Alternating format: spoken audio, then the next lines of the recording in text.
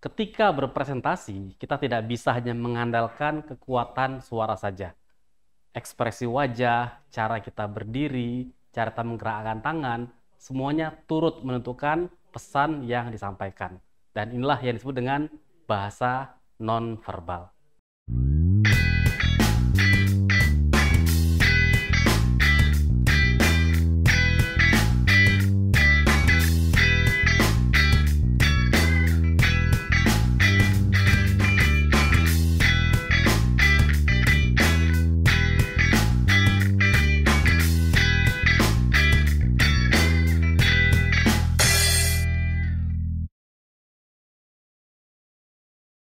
Assalamualaikum warahmatullahi wabarakatuh. Terima kasih buat teman-teman semua yang terus setia berkunjung di channel Presenta Edu, channel pemandiri buat kita semuanya. Hari ini saya mau membahas tentang skill dalam presentasi, yakni menggunakan bahasa nonverbal. Apa tuh bahasa nonverbal? Nonverbal adalah segala hal di luar kata-kata, di luar kalimat-kalimat yang kita ucapkan, meliputi bagaimana kita menggerakkan badan kita, tangan kita, bagaimana kita menatap orang lain, ekspresi wajah kita, dan seterusnya. Dalam video ini nanti akan dijelaskan apa saja aspek-aspek penting dalam bahasa nonverbal, bagaimana teman-teman bisa menerapkannya dalam sebuah presentasi. Yuk kita simak cuplikan dari training yang pernah saya bawakan beberapa waktu lalu terkait bahasa nonverbal. Nah ini yang nggak kalah penting, bahasa verbal. Ya, kita mungkin Anda sudah saksikan saya dalam sepanjang sesi ini gimana cara menggunakan bahasa verbal. Jadi bahasa verbal itu segala hal aspek di luar kata-kata yang kita tampilkan. Dimulai dari apa? Yang paling pertama nih, bagian paling atas adalah wajah kita dulu. Orang akan melihat cara kita memandang mereka, cara kita tersenyum ke mereka. Sebagai seorang presenter, seorang public speaker, orang yang bicara depan umum, wajah harus nyaman dilihat oleh orang lain. Jadi wajahnya harus wajah yang ramah, wajah yang tersenyum, wajah yang ingin melayani, wajah yang ingin membantu orang, itu yang kita tampilkan. Kalau secara emosional kita tuh memang niatnya pengen bantu orang, pengen berikan yang terbaik, itu akan terpancar di wajah kita. Jadi Bapak Ibu, cara tips sederhananya seperti itu. Rileks saja, maka kita akan punya wajah yang tersenyum. Jadi jangan terlalu tegang, kalau bicara harus tegang.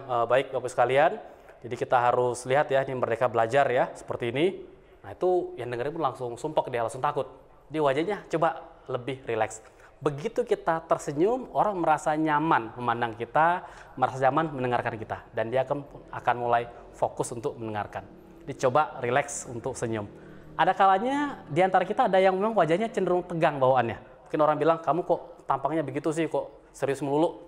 Nah buat kita yang merasa dirinya seperti itu, Bapak Ibu bisa senam wajah dulu sebelum tampil. Senam wajah nih. Nah rilekskan wajahnya. Supaya apa? Supaya nanti ketika tampil, wajahnya lebih natural. Senyumnya pun lebih alami.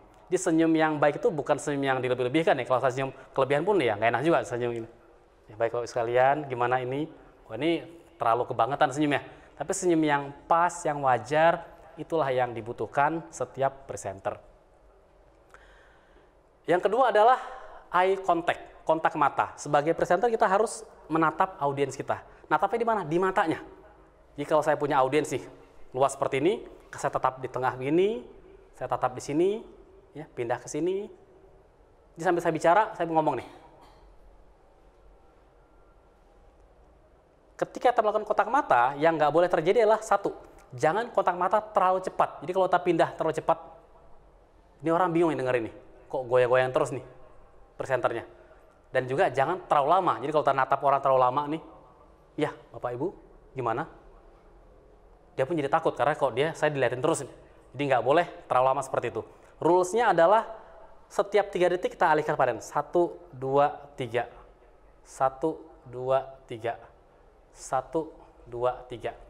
Lakukan itu secara alami. Dengan kontak mata, audiens merasa diperhatikan dan mereka pun akibatnya apa? Memperhatikan kembali ke presenternya. Dan terakhir, nah ini dia, bahasa tubuh. Jadi gunakan bahasa tubuh yang positif, yang terbuka. Apa itu? Mulai dari posisi berdiri. Ini kebetulan saya agak susah menampilkan posisi kaki saya. Tapi kalau Bapak Ibu lihat, saya berdiri dengan kaki yang kurang lebih terbuka. Dengan jarak yang lebar yang cukup. Seperti ini. Jadi kakinya jangan timpang salah satu, satu lagi diangkat begini ya. Ada orang kalau bicara begini nih kakinya nih, badannya miring sebelah, miring kanan ke kiri. Ini nggak boleh. Ini kita kelihatan presenter yang malas.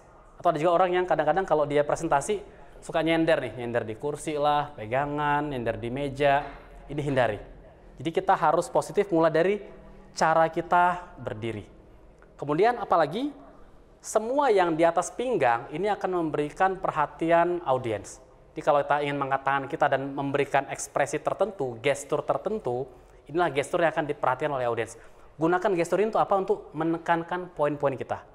Jadi kita bisa bicara, dalam teknik membuka presentasi, ada 3 teknik yang bisa Anda gunakan. Apa itu? Yang pertama, gunakan maksud dan tujuan. Yang kedua, gunakanlah cerita. Dan yang ketiga, yang terakhir, Bapak bisa gunakan fakta dan data.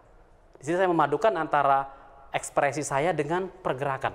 Jadi apakah seorang presenter boleh bergerak? Boleh. Kalau apa? Jika ada tujuannya. Yang nggak boleh adalah kita gerak-gerak, nggak punya tujuan nih. Jadi dalam kita buka presentasi, kita harus begini ya. Ini saya gerak-gerak tanpa arah.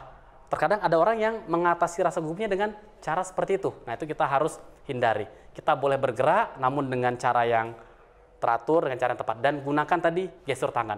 Kalau kita ingin menunjukkan, jika kita lakukan hal ini, maka nanti penjualan akan meningkat. Dan dengan cara ini, maka company kita akan menjadi pemimpin pasar dalam industri. Ini contoh gestur yang kuat. Kita tampilkan energi kita kepada audiens kita. Itulah tadi 3 hal tentang bahasa nonverbal yang perlu kita kuasai sebagai seorang presenter. Kalau nanti teman-teman berpresentasi, pastikan ekspresi wajah. Kita harus tersenyum, harus ramah kepada audiens. Juga lakukan kontak mata. Bagi perhatian ke tiap audiens agar mereka merasa diperhatikan dan mereka pun akan memberikan perhatian yang sama kepada diri kita sebagai seorang presenter. Dan terakhir, gunakan bahasa tubuh yang positif, yang terbuka, yang baik, menampilkan energi terbaik kita. Maka dengan bahasa nonverbal yang baik, teman-teman tidak hanya kuat dalam hal menyampaikan pesan, namun juga menampilkan sisi emosionalnya secara lebih powerful. Selamat berpresentasi, sukses buat teman-teman semuanya. Insya Allah kita akan nanti membahas di video-video selanjutnya. Saya Muhammad Nur dari Presenta Edu. Assalamualaikum warahmatullahi wabarakatuh.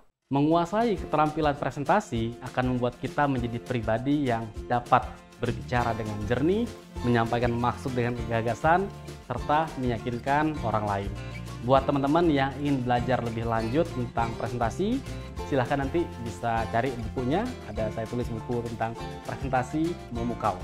Buku ini bisa ditemukan di toko-toko buku, bicara banyak hal mulai dari cara mempersiapkan sebuah presentasi, menyusun slide-nya, sampai cara kita membawakan. Buku ini juga tersedia versi download-nya, versi PDF-nya, boleh di-download gratis. Teman-teman boleh lihat deskripsi di bawah video ini. Juga ada buku satunya lagi, nah ini buku berbahasa Inggris, ini versi Inggris dari buku yang sebelumnya, judulnya Killer Presentation. Buku ini juga bisa teman-teman dapatkan secara gratis di website yang dikelola oleh Presenta. Silahkan bisa dilihat deskripsinya di bawah video ini. Dan terakhir buat teman-teman yang ingin belajar secara khusus terkait topik presentasi, bagaimana caranya kita menyusun materi, cara kita merumuskan kalimat pembukaan, kalimat penutup, silakan buat yang tertarik bisa mengikuti training yang diadakan Presenta. Kami punya training baik itu online ataupun offline, termasuk juga topik-topik yang lebih spesifik tentang presentasi. Misalnya, apakah fokus ke aspek delivery-nya, fokus ke pembuatan slide-nya, termasuk juga buat teman-teman di korporasi, di perusahaan, menampilkan data visualization yang baik, yang tepat dalam berbagai kasus presentasi bisnis. Selamat belajar, selamat berpresentasi, selamat meyakinkan audiens kita.